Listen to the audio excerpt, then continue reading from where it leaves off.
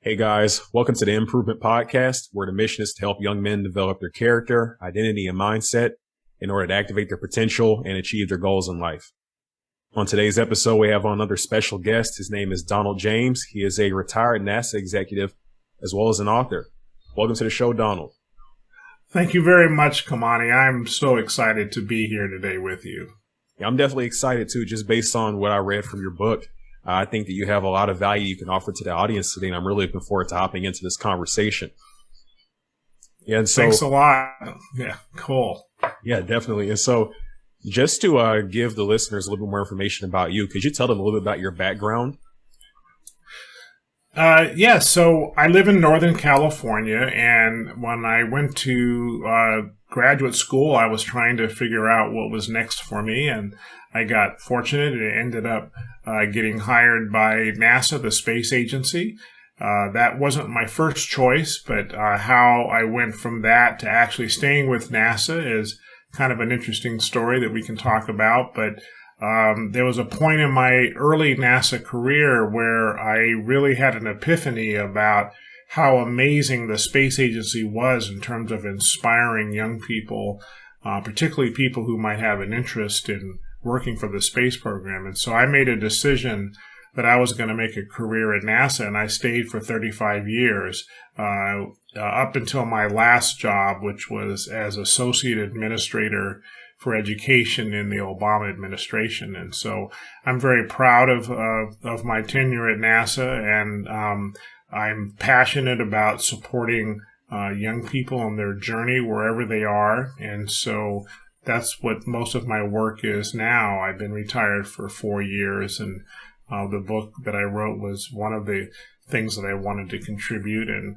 I also speak to any groups that are interested, and just trying to do what I can to give back, because I was so blessed to have so many people help me along the way and to guide me and coach me. And so I feel very duty-bound in an honorable way to do my part. So that's me. Yeah, and I'm sure that the people that you talk to definitely appreciate you doing your part, like you said, and contributing to others, trying to find ways to take your experiences and help other people to develop themselves. And so you also talked about mentorship and coaching and such. And I think something that's kind of related to that is the role that your parents played in your life, more specifically your mom. And so could you talk about that a little bit?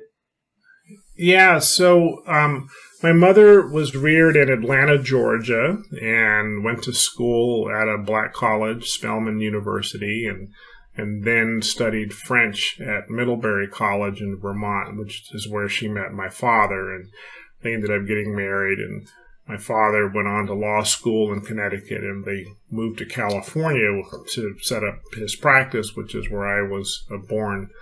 And my mom wanted to teach school, and she taught English and French. And one of the earliest memories I have of my mother, which influenced my thinking about people and the whole concept of manners and how you treat people, is my mother taught at a inner city school in Sacramento, which is where I lived.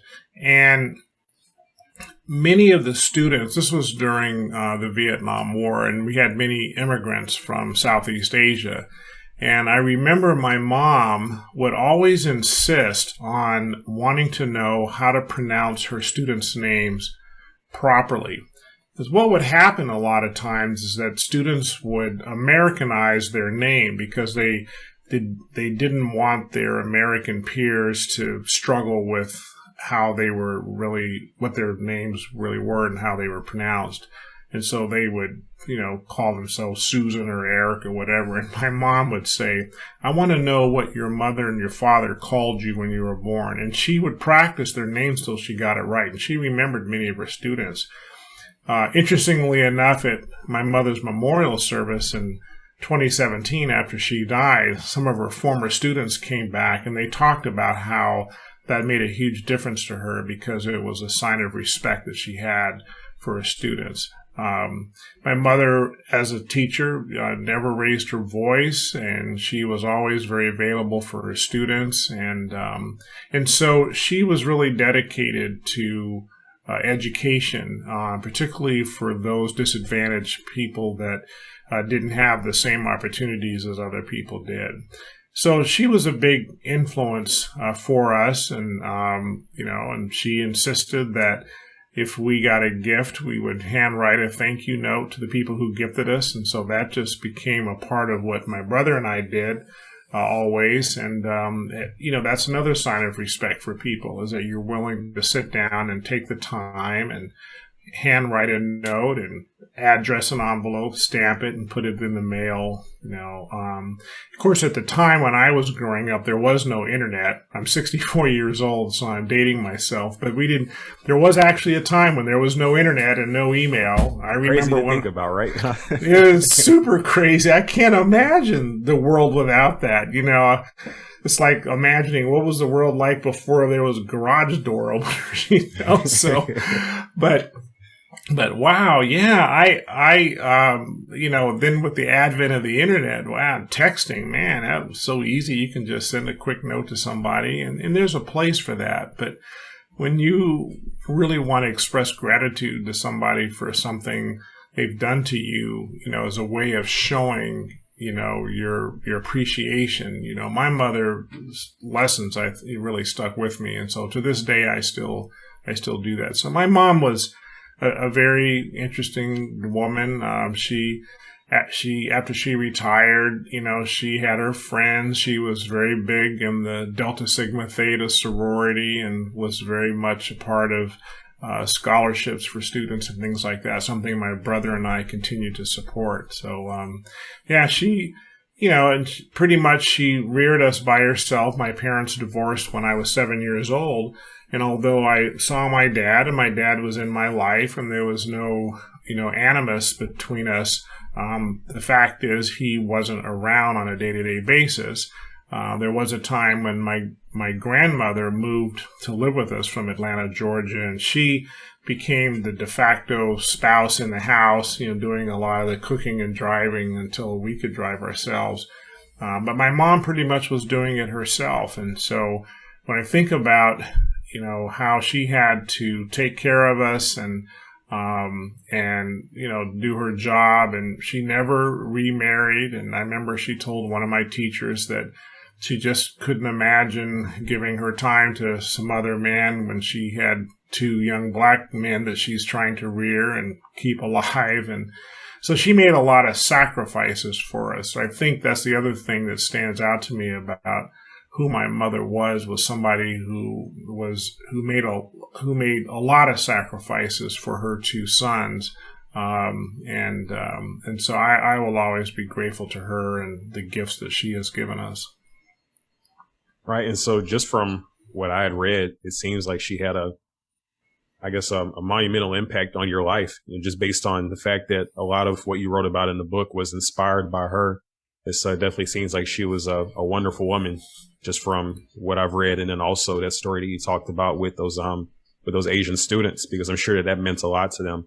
I have friends who did the same thing, where they just went by an English name because I guess they got to the point to where for some people it's too difficult for them to learn the real name, or they just didn't care enough to give them that respect. So that definitely says a lot about her character, that she was willing to take that step to do that, to offer them that respect. And so it's great that, even though that you ended up growing up in a single parent household, that you had a mom that was so well rounded and developed in those areas to where she could, even though she had to do it alone, was able to make you into a well-rounded person and teach you those important things. Absolutely. And I think the things she taught us, she had a vision that these were the things that were really going to matter. And of course, when I was younger, I couldn't appreciate that. Even the things she did to make sure my brother and I were surrounded by, pillars of our Black community in Sacramento. And in fact, it's kind of funny when I think about it, because when I was growing up, I thought all Black kids had doctors and lawyers and dentists in their lives. I thought that was normal. I didn't realize that wasn't normal until I got older and realized that I was really privileged, and I do feel privileged, not in the same kind of privilege as, perhaps my Caucasian brothers and sisters enjoy, but privileged in the sense that I got to have role models that were all professionals, that were all in most of them were in, good marriages. And of course, I was friends with their kids. That was sort of the common bond. But they were all upstanding people. They were, professionals of all walks of life. And I just assumed that was how it was for all kids. And it wasn't until much later that I realized that wasn't the case. So I kind of leveraged that, when I wrote in the book about the importance of having people in your life that you can cultivate to be in your life to support you. And I talk about, ways of doing that. And I know a lot of people may not think that they have people, but I think there's strategies you can do to acquire that. But I think that's vitally important. I don't do anything on my own. Even writing this book, it was a huge team effort, and I had many people to help me. And, one of the most courageous things I think anybody could say if they're on a path of growth is, I need help. I don't know how to do something. Nowadays we typically will joke, well, there's an app for that, whatever the problem is. Well, for most of my life, there were no apps. So you had to, the app is a support system.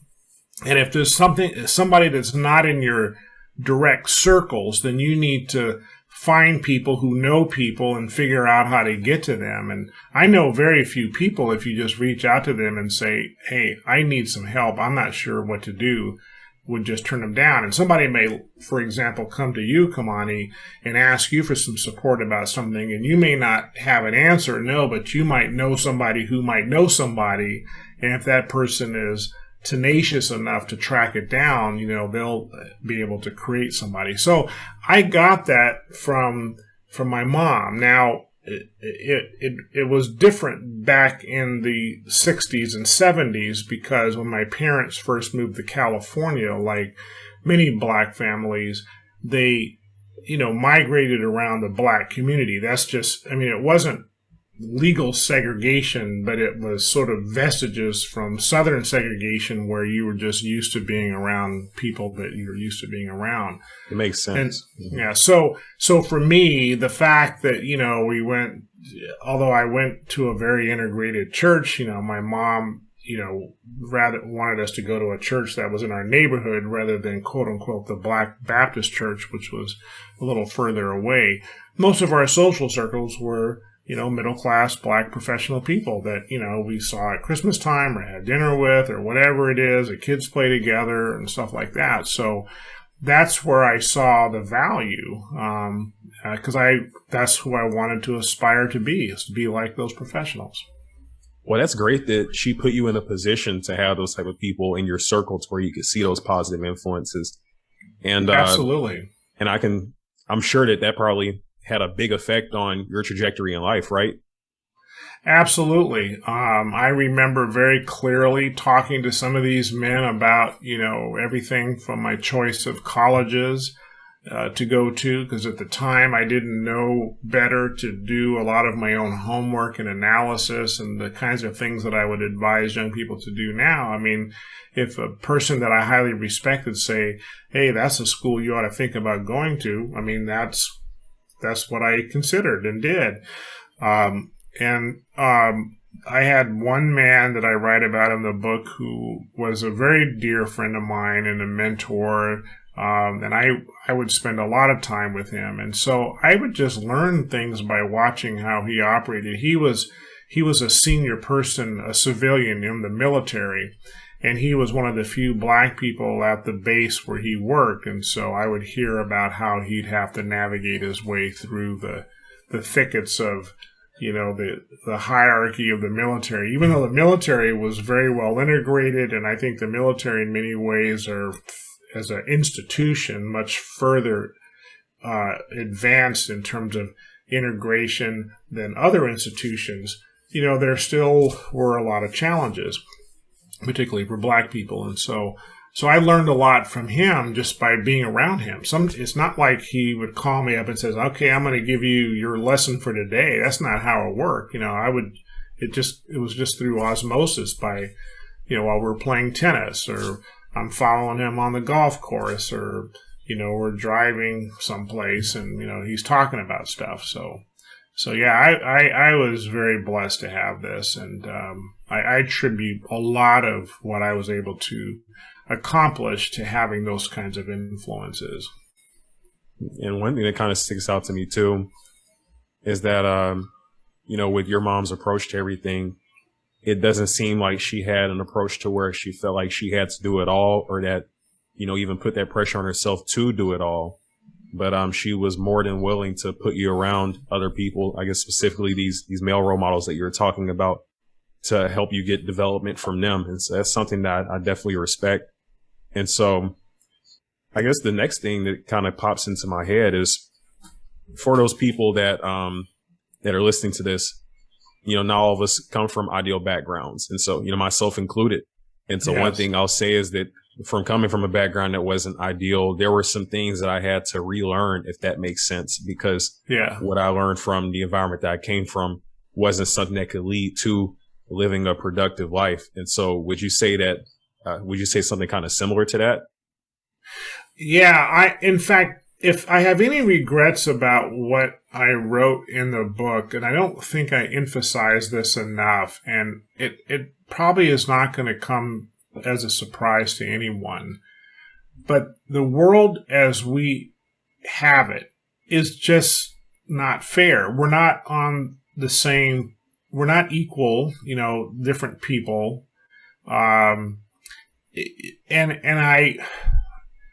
So for example, in order for me to appreciate what it's like for somebody who is, let's say, really destitute and has nothing and comes from, a horrible environment, that's like, someone saying to me, well, I think you ought to aspire to be like Bill Gates or Jeff Bezos. And I'm thinking, how in the world am I going to be a multi-billionaire? That is just so outside of my reality. I can't imagine it. So similar, somebody who is, really comes from a challenging environment, for me to have the audacity to say, well, if you just do what I do, you can make it too, is really disrespectful, because there's a lot that, I just don't know. In fact, you probably read about the Mama's rules that I write about in the book. And one of them that I think is really, important is, rule number 4, where she says, don't compare your life to others and don't judge others. You have no idea what their journey is about. And I can't tell you how many times I've caught myself in some kind of judgment about people and their condition and realize I have no idea what their journey is about. I don't know what their home life was. I didn't experience as they experienced all of that. What I would like to believe is that no matter where you are in your journey is, first of all, to make the decision that you're going to be on a journey of improvement. I believe anybody can do, unless you have, severe mental problems or addiction issues that are beyond. I mean, you need help in order to get past all that. And I don't understand that. I didn't have addictive behaviors the way, that some people do. Nor did I have that in my family, right? My parents didn't have addictive issues. But I do believe that you can start by saying, I am going to be on a journey of improvement, and I don't know what to do. And so from there, you kind of open up a channel to receive support and insight from people. So if you're starting from 5 floors below where I started, right? I started and I had most things I needed and wanted. I mean, my parents weren't wealthy, but, they made a living and we did well. I think the idea that you can, cultivate relationships with people who can help you and turn you on to things that can be supportive, I think you can take the journey to where you want to be. Now, your journey may be a lot harder and a lot longer than my journey was, right? And let me just give you a deeply personal example of what I mean by that. I am proud of the fact that, I went from where I went when I first started with NASA to being, at the highest level in the federal government you can be, short of being a political appointee, right? I'm proud of that. Rightfully so. And I thank you. And I work for that. But look at my dad.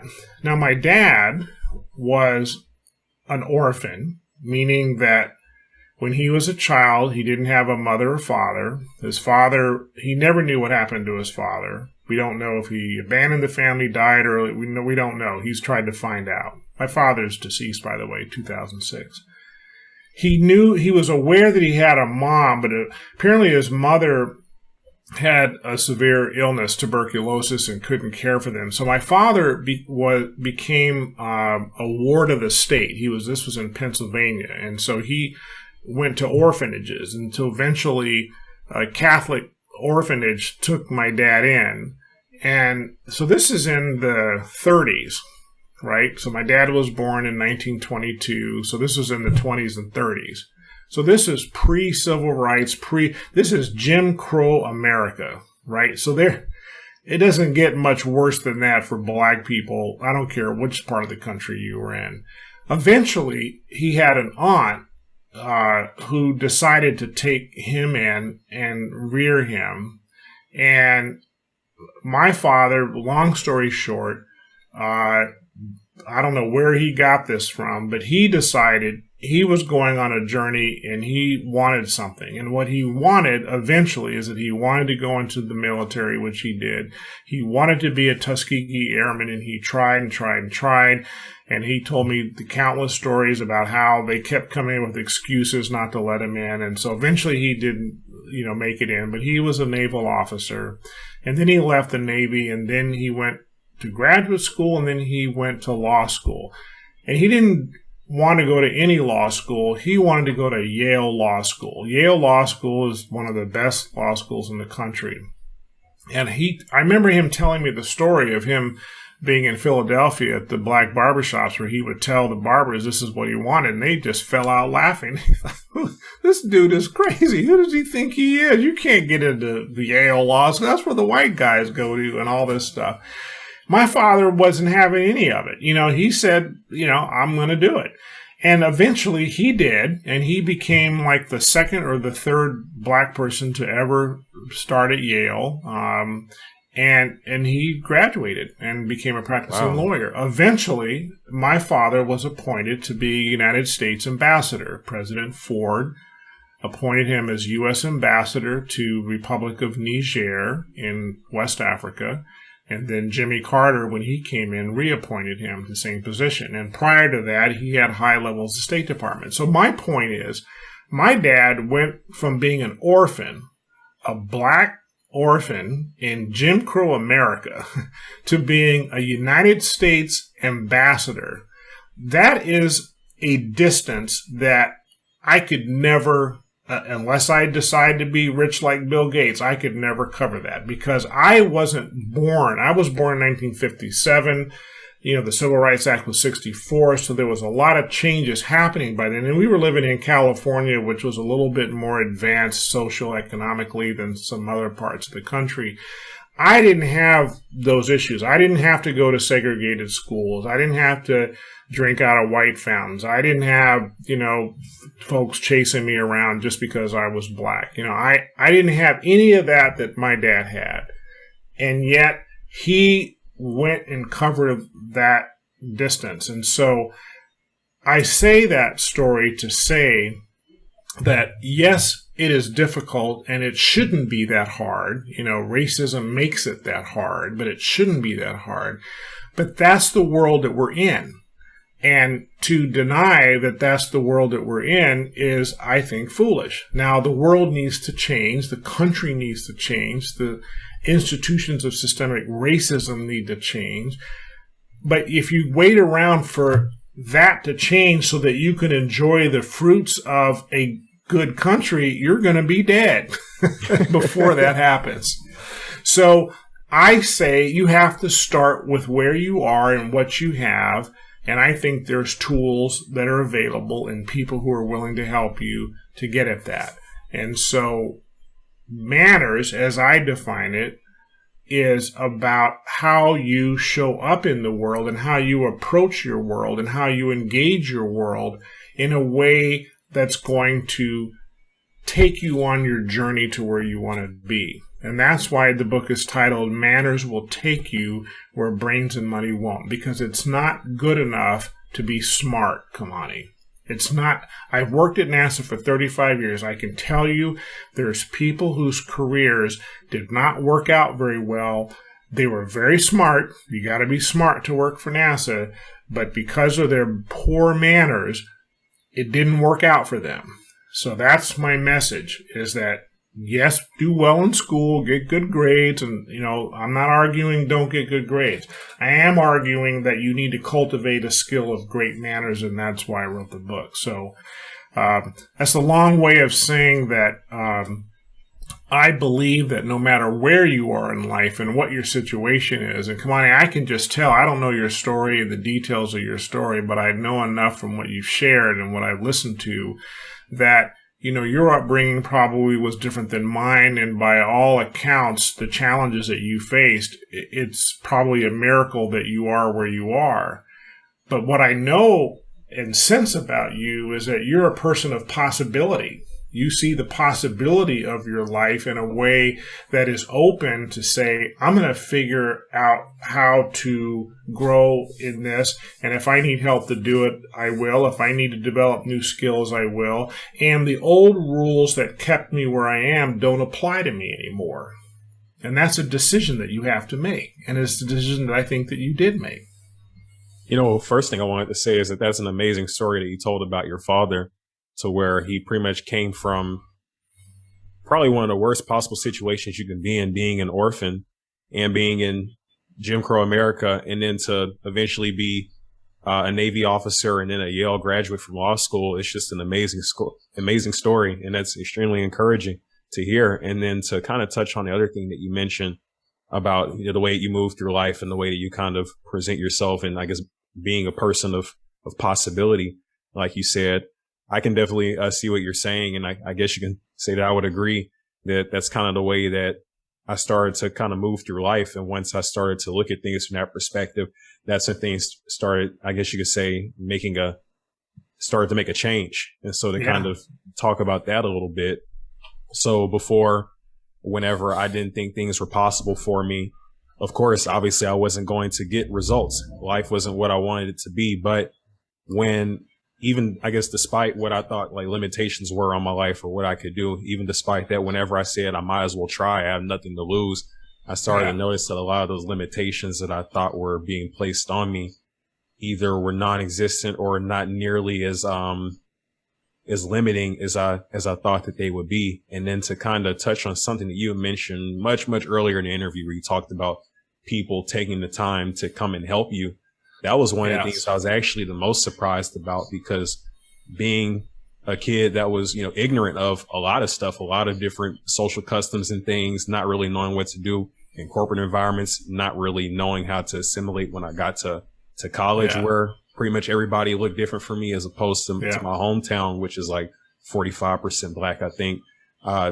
Having people around me that I definitely wouldn't have expected see that need, and seeing, I guess, what you said, that energy of possibility, and seeing that I was making efforts. It was just surprising to me that so many people, and not just Black people, white people, other races too, were willing to help me through that process to get to where I am today. Because it definitely wasn't just all me. I don't think anybody's just completely self-made. If it hadn't been for those people's contributions and the potential that they saw in me, I definitely wouldn't be here today. But it all started with, I guess that energy of possibility, like you said. Yeah, exactly. People like to be on winning teams. If I see somebody who is up to something and they're making efforts, and they're open and a little bit humble, but they're trying, I want to be helpful. if I'm around people that, are narcissistic and arrogant and, it's my way or the highway and I'm right and all that, I don't find that very inviting. First of all, they're not asking me, is there, anything that, you can offer me that might be helpful? But that's why when I talk about, in chapter 10, who's on your team, I invite people to really invite people into their lives who are willing to tell you what they see in a very truthful, authentic, and loving manner. Because sometimes it's the little things that could make a difference. And I can't tell you how many times that's happened for me. But you need people who that you've given permission to be quite honest. It could be in how you speak. It could be in how you dress. It could be your mannerisms, right? Your behavior. It could be your word choices. It doesn't have to be obvious and overt. I tell a story about at the beginning of the book about how when I was applying for a program that eventually led me into NASA, it was several stages when I was in graduate school of application to the college and then to the university and then to the federal government. And along this process, they were training us to get ready for the big interview that we were going to have with the Office of Personnel Management, which is the federal government's hiring arm, if you will. And part of the training was in preparing for interviews, and they put us through mock interviews, and that included, this is the first time this has happened for me, they filmed our mock interviews. And after the interview was over, the coach said, "Don, how do you think you did?" And I said, I think that kind of knocked it out. I felt pretty good. I thought I had all the answers. I said, "Oh, okay." So they replayed the tape. And Kamani, I was mortified with what I saw. Mortified. First of all, I might as well have been interviewing my notebook because 70% of the time I never looked up at the person who was interviewing me. Then I noticed how many times I repeated myself. I made a point, and then I'd say something, I'd say it again, and then the uhs, and I got uncomfortable with silence. Right? We get uncomfortable with silence, so we want to fill it in with filler, right? Right. And all he had to do was show me that tape, and I was transformed. I said, wow. So I like to tell people, and my wife gets mad when I use this analogy. So it's sort of like, you see yourself all the time when you get in and out of the shower, but it's that one time someone shows you a picture of yourself in your swim trunks, and you're like freaked out because like, oh my God, I didn't know I looked like that. Or you hear yourself on audio, you didn't know what you sound like. You can't. You don't see the real you and how you show up to other people because you're just used to you being you. And so my invitation is ask people, give them permission to say, hey, bro, carte blanche, you tell it like it is, how you see it on any front. Now, you don't have to accept it, but at least let it in and say, man, I didn't realize I did that. In my last job, even as smart as I thought I was and as well-trained as I thought I was, in the last job, I had a colleague that was part of my inner circle pulled me aside and said, "Did you realize you interrupted that woman 3 times in the meeting?" And I said, no, I didn't realize that. Yeah, and you didn't interrupt any men either. So I had inadvertently cut off the women in my team, and I hadn't done it with the men. I didn't even see that, Kamani. I didn't even notice I did that. Nor did I know what kind of impact that could have had. That you need people to tell you the truth as they see it. And it could be painful. It could be, you might have to be willing to risk your relationship with your friend. I'm not talking about the friends that tell you you're always right. that, oh, it's not you, Kamani, it's them. Maybe it's a girlfriend issue. No, bro, it's not you, it's her. She's horrible for you. Well, it's you. It could be you. And you need someone to point out, what it is so that you have an opportunity to re-examine yourself and make a decision. Do I want to keep being that way, or do I want to move on from that? And you might need help with that. But sometimes just the revelation of what somebody else sees is enough to have you make the changes that you want to make. Okay? Right.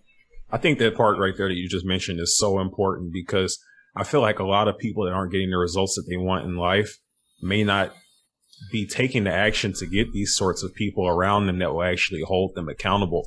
I feel like a lot of people, the reason why they end up being limited in their development and how far they get in life is just because they have so many yes men around them, or people who will rather avoid confrontation and don't want to put the relationship at risk. And as a result, it's to their detriment, or this person may think that they're fine in different areas or don't need to develop. And then whenever it gets down to it and they don't get the results they want due to the fact that they never had to reflect to see if it's a me problem, they say it must be everybody else or this person's fault that I didn't get the job, whatever it is.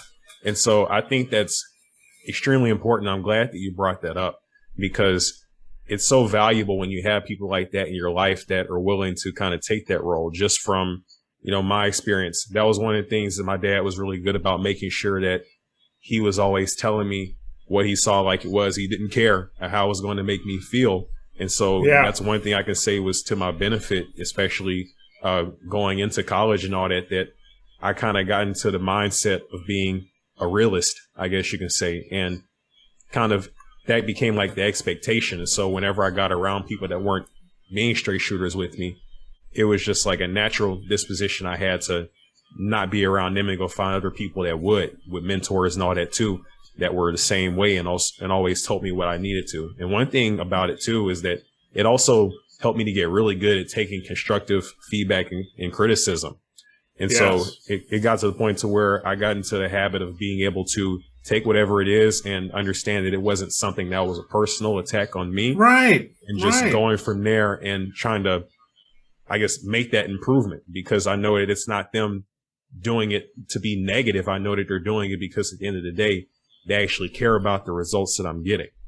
That's right. That's why your podcast is called Himprovement. I mean, that's what it's all about, bro. That's what it's all about, huh? Those little it's small all about improvements exactly. every day, right? And part and of customer feedback. The people offering the feedback have a responsibility to check themselves to make sure that they're coming from a place of love and caring, right? That they care so much about you, they're willing to tell you things, not just cavalierly. You can tell the difference when someone's just not being as sincere.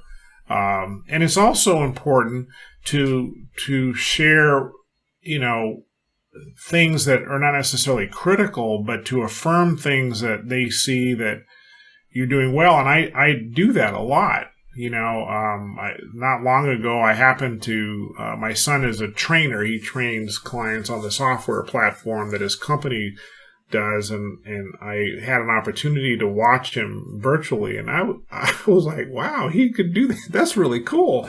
And I remember telling him, I said, Brandon, I really appreciated how you handled a specific thing. Like something didn't go well technically, but he didn't dwell on it. He said he just moved on in a very artful way. And, and I said, I really admire that, because let's just face it. People don't like to hear excuses, even if they're completely valid. There may be reasons for things, but for goodness sakes, well, I didn't get this job because, I was overqualified. And then there's a whole bunch of reasons or whatever it is. And I don't find that useful. And I would go as far as saying the story that you tell yourself about whatever it is you didn't accomplish, or even if you did accomplish, is a story that you can change, whether you believe it or not, just because it's labels, and you have to be careful about the words we use, because even the words we use can have an impact, and so it's like I heard somebody said today that how important it is each day to express gratitude for something. And the question came up, well, what if you aren't grateful for anything in the moment? I says, well, just say you're grateful for the opportunity to think about gratitude for a minute. I mean, so that in and of itself has power, right? So, Right. you know, so I invite people, this is what it means to take a look at things differently. This is what it means to have the video camera watching you and then going back and re-look at it, is that it gives you a chance to re-examine how you were actually showing up in the world, which is a manners issue. Your manner, how you speak, listen, behave, the energy that you come from, all that's your manner, to examine that to see whether it's really working for you or not. And I think anybody can do that, regardless of where you are in socioeconomic status, right?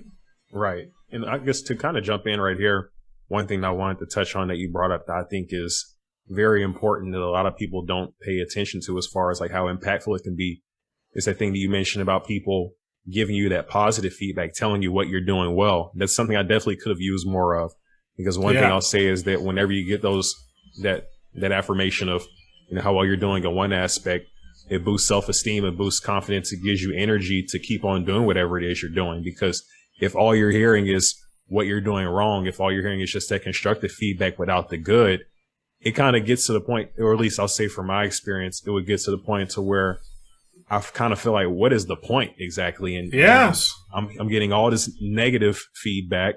I'm hearing about what I'm always doing wrong. This might just not be for me. And then the thing about it really was that I wasn't as bad as I thought I was. Once I actually gained some perspective and, you know, was getting some positivity in my ear, that's when I started to see I'm actually in a much better spot than I thought. I can give you a quick example of that. So please do. Yeah. Believe it or not, when I was a junior in high school, close to the end of that year, I wasn't even considering going to college after high school. So what I figured I was going to do is just enlist in the Air Force. And that was kind of because of what we just talked about. I was always hearing about the negatives and such and what I was doing wrong, how I might have been a loser in this aspect or not doing well or not doing enough or being lazy. And it kind of got to the point to where it distracted me from the positives, from what I was doing and what like the potential was for me to be able to do in the future. So it got to the point to where I kind of shut down and was defeating myself. But then some different events happened during my senior year to where, you know, eventually getting good feedback from people and seeing how I compared, especially when like class rankings came out and all that, I figured, you know, why not go ahead and just apply, you know, and everything. And then I guess the rest was history, but just getting that little bit of positivity, and it wasn't even a lot, just hearing, you know, 1-2 comments and just making a few comparisons that one day when we got our class rankings were the things that led to me saying, you know, I might be better than I thought I was. And so I'm glad that you brought that up. But then the other thing you kind of touched on, I think we should definitely kind of dive into, is the importance of manners in people's success, of course, because that's what your book is about. But to be more specific, what are some of the ways that you see a lot of people in modern day America limiting their own opportunities just from having that lack of manners? Or not knowing how to handle themselves. Yeah, so I'll share 2 examples that I write about in the book, and I think you can see this as I paint the picture. So one example was a young man that I called Gabriel. I changed most of the names either because I didn't remember what their actual names were, or I wanted to protect their identity because who they actually were weren't important to the story. In my job as the associate administrator for education, I would often go around the country to events that NASA had, and NASA had an event in Southern California at an air show where they brought in a lot of students it's like a science fair, so they had projects and things that they were doing. This is something that NASA did a lot. And I tell a story of and I've done this a lot of times. So there's sort of a typical rhythm that happens. You know, I go to a different booth and, you know, the kids are kind of shy, you know, because some big guys come in there. And And, I'll ask them some questions and they'll tell me what they're doing. And some of the kids are just, really incredibly smart. And I pretend like I know what they're talking about. But I definitely like, wow, I don't know what this dude's talking about. This is pretty incredible. And so I was at this one event, and this one experience just really impacted me, because as I was walking down the booths, I was getting ready to approach another booth, and I saw these two young kids that I judged to be of Mexican heritage. I don't really know. That's how they showed up to me. And the only reason I mention that is that NASA spends a lot of time and effort to inspire people of color to be part of NASA, because traditionally NASA wasn't that way, right? It was pretty much a non people of color organization, right? It's gotten a lot better. So we put a lot of effort into that. So I saw these, and the thing that I noticed is that both of the kids were standing up waiting for me, and that none of the other kids had done that. In fact, most of the kids, when I went to their booth, none of them stood up. And so it caught my eye, and I went up there, and as soon as I got there, the first young man that I called Gabriel put his hand out and said, welcome to my booth, Mr. James. I'm really excited to share with you about the project that Robert and I are working on. He had his partner with him. And he looked me straight in the eye. He was respectful, and, he called me sir, and he called me by my name. Now, why is that important? I had a name tag on, but none of the other kids bothered to look at it to know what my name was. And I'm not saying that that's critically important. What I'm saying is this kid was aware. This kid paid attention. This kid had presence. This kid had some humility. And when he proceeded to talk to me about what he was doing, he was amazing. He had an amazing command of what this particular project was. But he didn't drone on and on and on. He would talk for a while, and he would stop and said, do you have any questions you'd like to ask me? And so I'd ask him a couple questions, and says, well, I'd like to share with you about something else. And then he'd hand it off to his teammate. And after a while, I said to this guy, I said, dude, how old are you, man? And he goes, well, I'm 11. I'm like, you're 11? Because in my mind, I would have hired him on the spot. But we only could you have to be 16 to be hired as an intern. I would have hired him on the spot. Why? The 11-year-old. 11-year-old. Yeah, made a better impression than the older kids. Totally. He made a better impression than half of my colleagues at NASA. Because, number one, this kid was willing, he sought support, he was present, he wasn't fidgety, he had a sense of awareness. I could teach him all the technical skills he would need to know to do his job. But the hardest thing for me to teach anybody is manners, and this kid had great manners. In fact, after a while I said, are your parents here? And he goes, yeah, and he pointed them out to me. They were standing in the back looking at him with pride. I said, excuse me a minute. And I went over to his parents, and I looked at him in the eye, and I said, whatever you did to rear that kid, you have done a phenomenal job. You should be very proud of yourself. And they said, thank you very much. That's all they said. Contrast that with another story I tell in the book. I'm at an airport. My wife and I are getting ready to take a trip. We parked the car. We're walking to the terminal. On the ground, I see a pink neck pillow, right? Like you put on your neck when you're flying on an airplane. It obviously fell off somebody's luggage. They're going, that's too bad. So I picked it up, and I'm going to take it in, trying to find out if they have a lost and found. So I go up to the counter when I go into the terminal, and I said, is there a lost and found someplace? I found this out on outside the ground. And the lady behind the counter says, oh, well, there's an information booth right over there. Why don't you just take it to the person over there, and, they'll take care of it. I said, great. I walk up to the information booth. As I get closer, I noticed there was a young man, I would say about 17, maybe 18. He had headphones on, and he was looking at his smartphone. Never looked up. I get right up to him, and I said, excuse me, I was advised to bring this over here. And halfway through that, he didn't, so you imagine he was looking down at his phone. he didn't put his head up and looked at me. He raised his eyes, looked at me, and he took one of his AirPods out as if to say, like, what did you say? And I repeated what I said, and then he said, okay, and he took the pillow, didn't say thank you or nothing like that. And my reaction was, this is a young man who missed an opportunity. I talk in the book, one of my chapters is on interviewing, and I talk about how you are always interviewing. Whether or not you're in a formal interview or not, you need to act like you are always interviewed because you never know who you're talking to.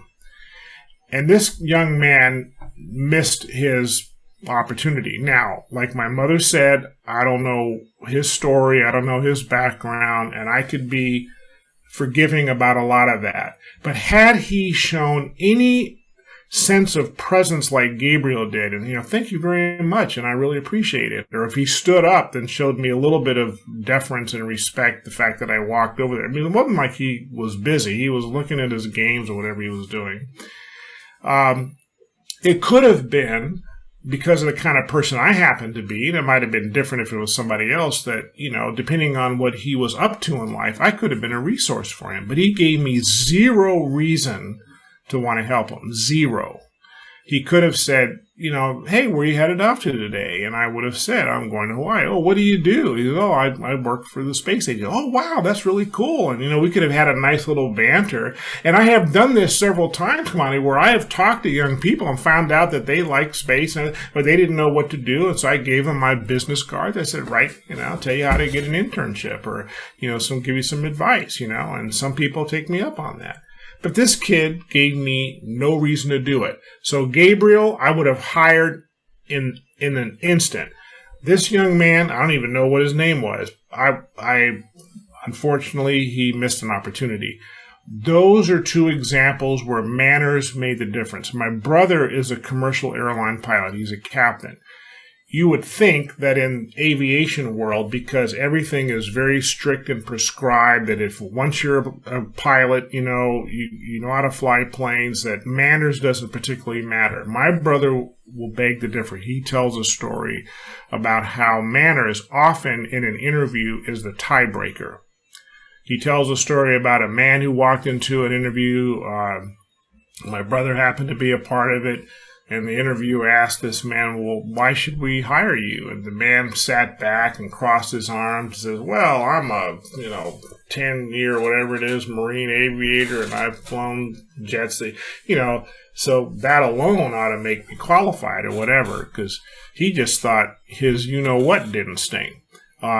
He did not get the job. I'm not surprised. His manners flunked him. He could fly. He could fly a plane, and you got to know how to fly the plane, right? No one's going to hire you to fly for an airline just because you got good manners. Please do not misunderstand what I'm saying. You have to know how to fly the plane. Fill in the blank on any job you're talking about, right? If you're an accountant, you better know how to do your numbers. They're not going to hire you because you got great manners, but you don't know how to, manage an Excel spreadsheet, right? What I'm saying is that if you have to compete for a promotion, you have to compete for a job, you have to compete for the attention of your leadership, manners is the tiebreaker. It'll make a difference. Manners will take you where brains and money won't. That's the message. To kind of touch on this, to give you my perspective on it, I can definitely see where you're coming from. Like when you talked about the example with talking to Gabriel and how it made you want to give him opportunities due to the fact that the way he carried himself resonated with you, as opposed to the other young man where, just his demeanor and everything and the way he interacted with you made it to where there would have been no possibility for that. One of the things that I can say is that as I've developed over the years and developed into a person with a stronger presence, better personality, and I guess better manners, it led to me meeting more people who were similar to me, I guess, or you could say attracting those people and keeping them around because I align with them. But also I'll say that it did lead to more opportunities, because there would be times where I would be at, let's say, networking events or anything like that, and even having a job lined up already, just from having the people skills to where if you're you're standing like by someone's table or by the bar and like you have to be waiting in line, you make some conversation, ask them about the ring that they're wearing or something like that. And people have given me job offers, asked me what I was working on, connected on LinkedIn, all types of other things. And so I wouldn't say it's crazy how it works, but it makes sense how the people like you talk about that have those manners and those people skills tend to, I guess, progress further in life as opposed to the people who never work on those things. It is crazy to think about. But you know what you're talking about? Just be curious about people authentically. And don't do it because you want something like, okay, I'm going to play my manners game so I can. That's not going to work. People are going to see you for a phony that you are if you do that. But just be naturally curious about somebody. You meet some guy and, maybe you don't know anything about him. It's like, hey, how did you get in this? And, I like to ask people questions. How did you meet? Or how did you find out about this? Or, what were some of the biggest challenges you have in life? Or what is the biggest lessons that you learned? What can you tell me? I mean, just be curious about people. Not for any agenda, but just because you want to get to know them. The paradox is that when you're like that, people are like, wow, this guy is very interesting, right? They don't even know why you're interesting. They're interesting because you're interested in them. You didn't babble on about yourself, and I call it credentialing, where, I went to Harvard, and I did this, and I'm on the crew team, and blah, blah, blah, blah, blah. Nobody cares about all that. I mean, it might be interesting for a minute. Right. But what people appreciate is when you are interested in them. Gabriel wanted to know what I thought about his project, and he was sincere. How could I make this better? No kid ever asked me how I can help make their science project better. I didn't even understand what the brother was working on. I said, I can't help you, man. I don't know. But I know somebody who can help you if you really want some information, right? Right. Just be curious about people, just naturally. My dad, this is one thing I learned from my dad. My dad, because he was in the Foreign Service, we used to travel a lot. And here's one of the games my dad and my brother and me would play. We would sit in a cafe or an airport lounge, waiting for our flight, and we would look at people, and he would say, okay, see the guy over there in the blue suit? Let's make up a story about him. We would just make up stories about who he was based on how he carried himself when we looked. Now, we never checked it out. We never went and asked the guy. That would be rude. But we would play this game. But what he was teaching us was to be observant. No, I don't think he's a businessman because he's not carrying a briefcase. And, maybe he's going to go visit his mom or something like that. We would just come up with these stories. He was teaching us the art of observation.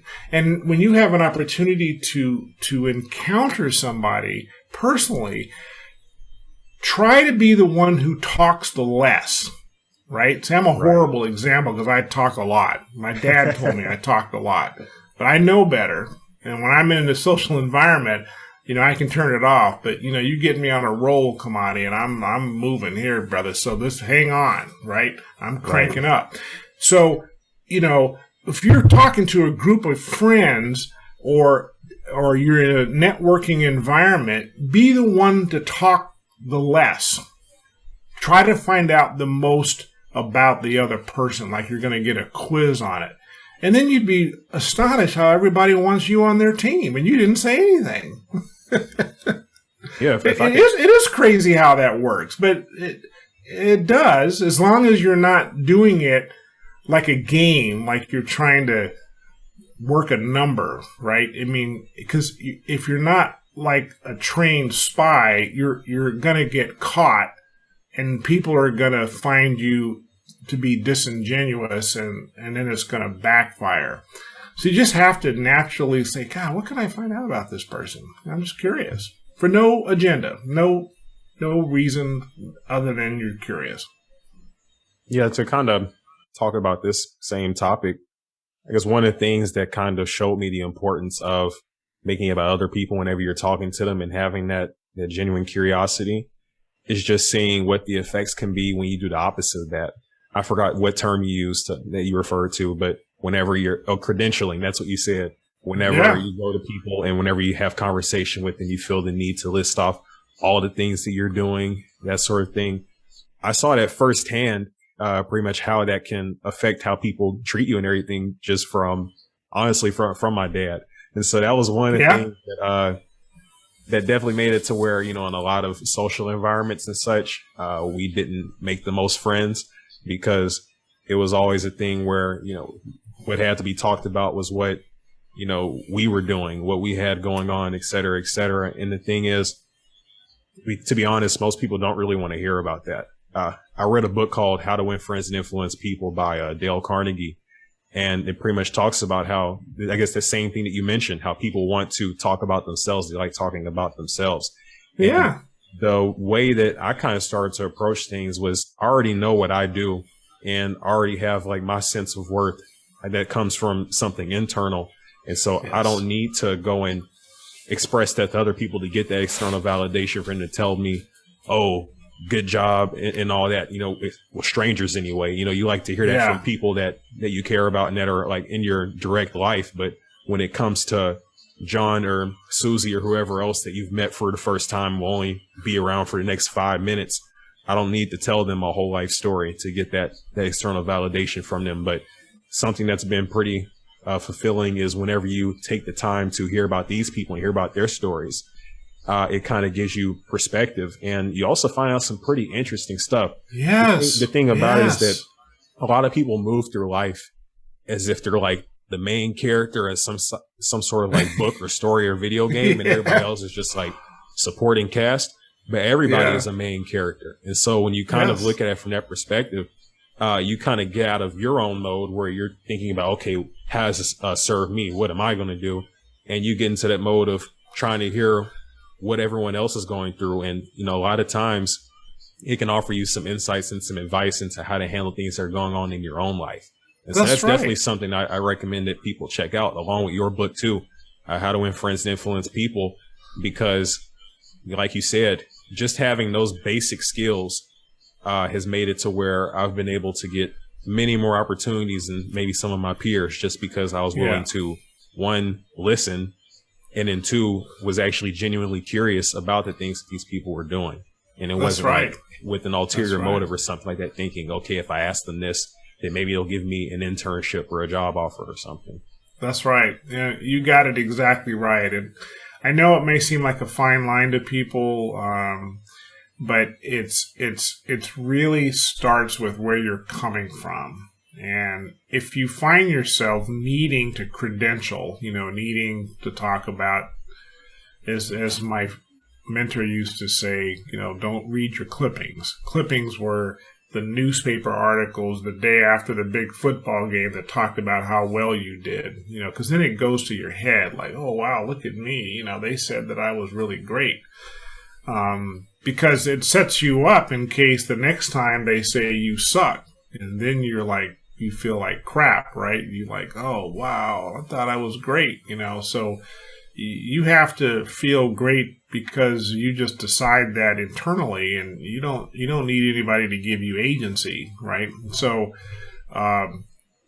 it's if you find yourself needing to do that, then this is a good opportunity to ask yourself, what is missing in your life that you feel a need to have those external validations? And if you can figure out what that is, then it might magically dissipate, meaning that you don't really need it anymore. It's not about you, it really isn't. And but if you find yourself constantly doing that, ask yourself why. What is it that I'm hungry for? What am I after? And this is where your team can be helpful, because you can go to someone you trust, or you can go to a professional, a therapist, or somebody who's an expert in this, and take a look at that.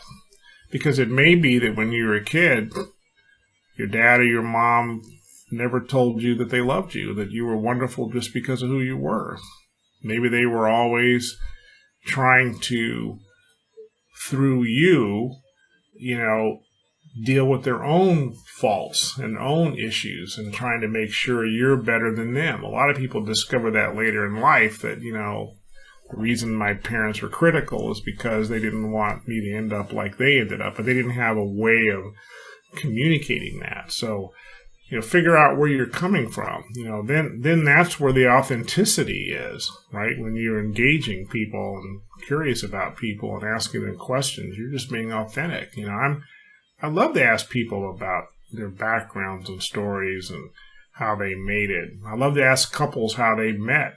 Every time I ask a couple that, it's amazing. I can almost see their love affair happening all over again, the way they look at each other. It's just incredible.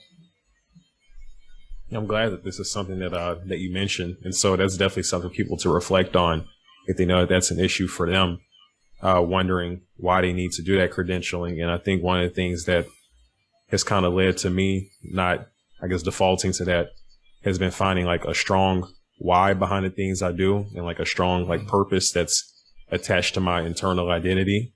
Because one thing I'll say that I guess gives you that same feeling, if not something richer, is whenever you see the things that you do creating a positive impact. Like the thing about doing the podcast and all that is that it's not necessarily like the number of streams or anything like that I get that makes me happy, although that is great and it's a good way to track progress. The thing that makes me feel good is whenever I get those reviews on Apple Podcasts where someone talks about how impactful the content was or something like that, because instead of, I guess, getting numbers or like for that validation, I guess you can say, what it shows me is that something that I'm doing actually has real value, if that makes sense, outside of me, not just making me feel good, but other people too. Yeah, you're willing to put yourself out there and be humble and raw and share your story and bring other people into the conversation.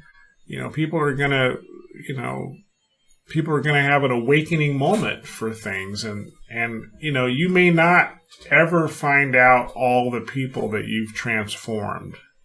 One day you might, you may not, but you're not looking for that to affirm what you're doing is the right thing to do, because you just know in your heart that giving of yourself is the right thing to do, and it is having an impact. I'm inspired. I told you I've done lots of podcasts. I was looking forward to this one more than any of them. I mean, and that's no disrespect for the other people. They were wonderful people, but this one spoke to me, and it's because of how you're doing it and who you are, and you're still in your journey, and you're willing to put yourself out to do it. That's powerful. That is powerful, because it gives space to other people to say, man, if that brother can do it, man, I could probably do it too.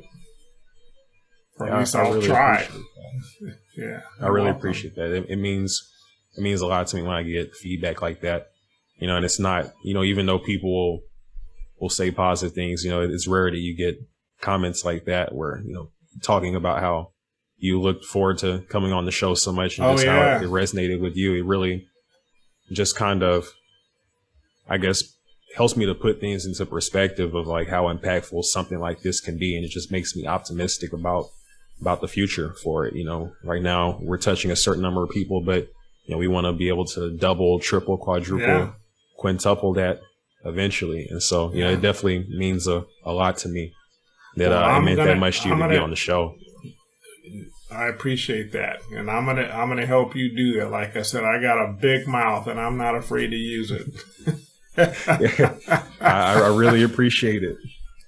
Well, that pretty much wraps everything up. So we touched on, I think, everything we had planned, and we're kind of low on time now. But for people who want to find information about you or reach out, how can they do that? Thank you. I'm happy to connect with anybody. I do have a website. It's just my full first, middle, and last name, Donald Gregory James, DonaldGregoryJames.com. In the About section is, my biography.